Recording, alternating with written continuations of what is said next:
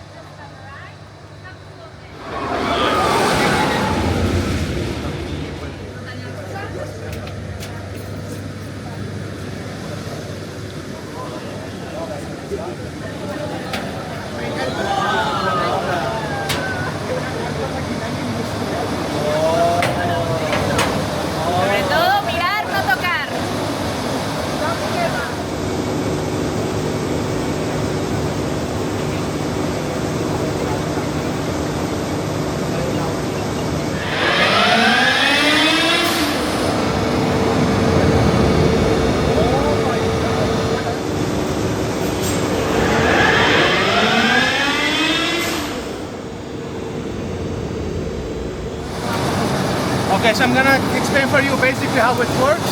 The hydraulic system is connected to this 10,000 liter of reservoir of oil. With the help of these two motors that have some pumps, it moves the oil to the two cylinders that are here.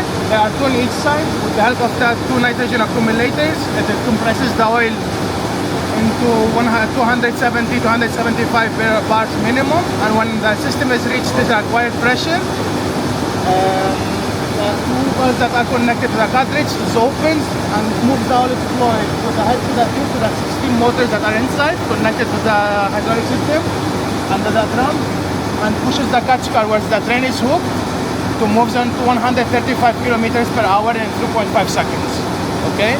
This is basically the main idea of the hydraulic system.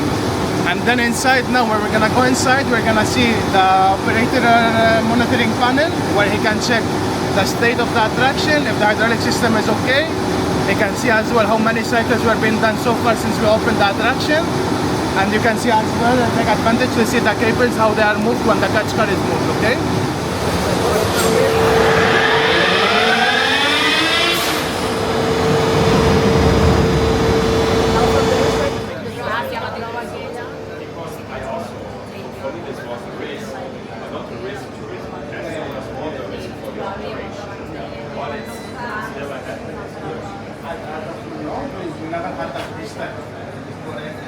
More common errors that we have, like sometimes the train reaches the waiting block and let's say incorrect position, but then it's just about resetting. And are you still using the rope memory device?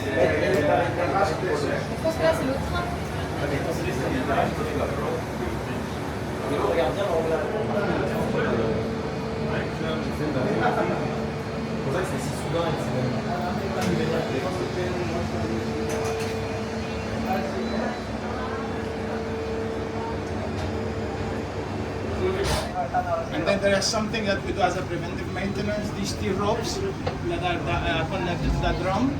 we do change them up to 25,000 cycles. So that is